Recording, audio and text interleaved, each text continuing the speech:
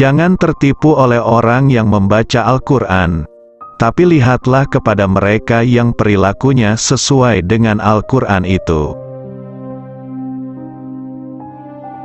Duduklah bersama orang-orang yang mencintai Allah, karena bergaul bersama orang seperti mereka akan mencerahkan pikiran. Perbanyaklah mengingat Allah, karena itu adalah obat. Jangan buat dirimu terlalu banyak mengingat manusia, karena itu adalah penyakit. Aku tidak pernah mengkhawatirkan apakah doaku akan dikabulkan atau tidak, tapi yang lebih aku khawatirkan adalah aku tidak diberi hidayah untuk terus berdoa. Menjauhi dosa itu lebih ringan daripada menanggung rasa sakit dari sebuah penyesalan. Bersabarlah, karena kesabaran adalah sebuah pilar keimanan. Jagalah solatmu, karena saat kamu kehilangan salat, maka kamu akan kehilangan segalanya. Keyakinan atau iman adalah di mana seharusnya tidak ada perbedaan antara perbuatan, perkataan, dan apa yang kamu pikirkan. Ajaklah seseorang kepada Islam meski tanpa melalui kata-kata. Mereka bertanya bagaimana caranya, dia menjawab, dengan akhlakmu. Tidak ada rasa bersalah yang dapat mengubah masa lalu, dan tidak ada kekhawatiran yang dapat mengubah masa depan. Jangan berlebihan dalam mencintai, sehingga menjadi keterikatan. Jangan pula berlebihan dalam membenci, sehingga membawa kebinasaan. Jikalau kita letih karena kebaikan, maka sesungguhnya keletihan itu akan hilang dan kebaikan akan kekal. Namun jikalau kita bersenang-senang dengan dosa, maka sesungguhnya kesenangan itu akan hilang dan dosa itu akan kekal. Apa yang melewatkanku tidak akan pernah menjadi takdirku, dan apa yang ditakdirkan untukku tidak akan pernah melewatkanku. Mahkota seseorang adalah akalnya, derajat seseorang adalah agamanya, sedangkan kehormatan seseorang adalah budi pekertinya. Kebajikan yang ringan adalah menunjukkan muka berseri-seri dan mengucapkan kata-kata lemah lembut. Aku khawatir akan datangnya hari di mana orang-orang yang tidak beriman merasa bangga dengan kedustaannya, sementara orang-orang yang beriman malu dengan keimanannya. Jangan bersedih atas apa yang telah berlalu, kecuali kalau itu bisa membuatmu bekerja lebih keras untuk apa yang akan datang. Ketahuilah sabar itu ada dua, yang satu lebih utama daripada yang lain. Sabar pada waktu musibah itu baik, yang lebih baik daripadanya lagi ialah sabar, menahan diri, dari yang diharamkan Allah. Jadilah orang yang bermartabat, jujur dan selalu menyampaikan kebenaran. Sabar adalah bahan ramuan paling menyehatkan dalam hidup kita. Berpegang teguhlah pada kebenaran, bahkan meski kebenaran itu akan membunuhmu.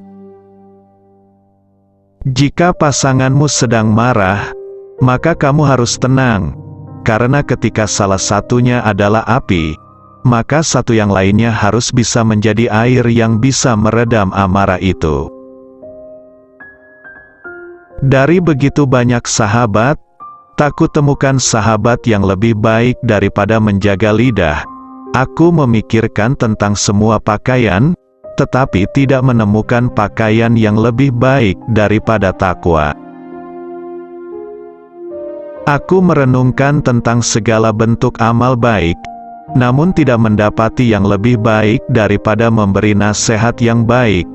Aku mencari segala bentuk rezeki, tetapi tidak menemukan rezeki yang lebih baik daripada sabar.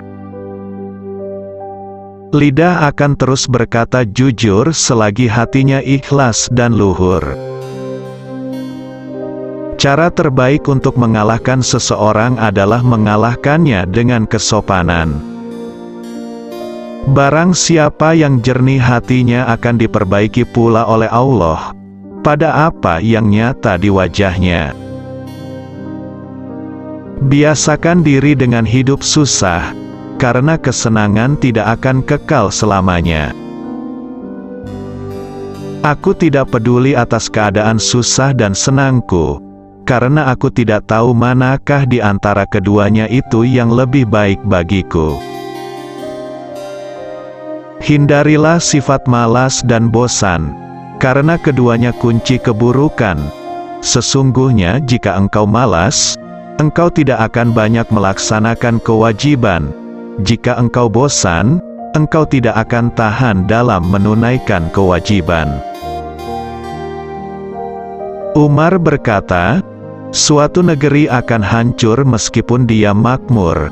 Mereka bertanya, bagaimana suatu negeri bisa hancur padahal dia makmur? Ia menjawab, jika pengkhianat menjadi petinggi dan harta dikuasai orang-orang fasik. Wanita bukanlah pakaian yang bisa kamu kenakan dan kamu tanggalkan sesuka hati. Wanita itu terhormat dan memiliki haknya. Terkadang, orang dengan masa lalu paling kelam akan menciptakan masa depan yang paling cerah. Janganlah kamu berburuk sangka dari kata-kata tidak baik yang keluar dari mulut saudaramu, sementara kamu masih bisa menemukan makna lain yang lebih baik. Aku tidak pernah sekalipun menyesali diamku, tetapi aku berkali-kali menyesali bicaraku. Aku tidak pernah sekalipun menyesali diamku, tetapi aku berkali-kali menyesali bicaraku. Aku tidak pernah sekalipun menyesali diamku, tetapi aku berkali-kali menyesali bicaraku. Bila engkau menemukan celah pada seseorang dan engkau hendak mencacinya, maka cacilah dirimu, karena celahmu lebih banyak darinya. Orang yang mau menunjukkan di mana letak kesalahanmu, itulah temanmu yang sesungguhnya.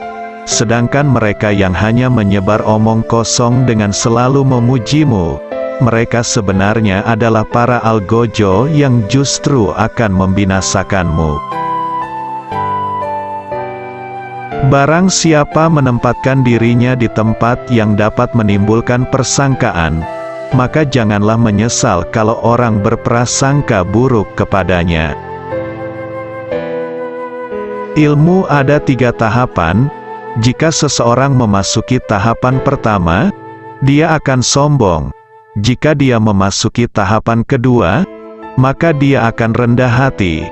Jika dia memasuki tahapan ketiga, maka dia akan merasa bahwa dirinya tidak ada apa-apanya. Jangan sekali-kali kalian terkagum dengan bagusnya seseorang dalam menyampaikan ucapan, tetapi seseorang yang menunaikan amanah dan menahan diri dari membicarakan kehormatan orang lain, dialah pria sejati, orang yang benar-benar mulia.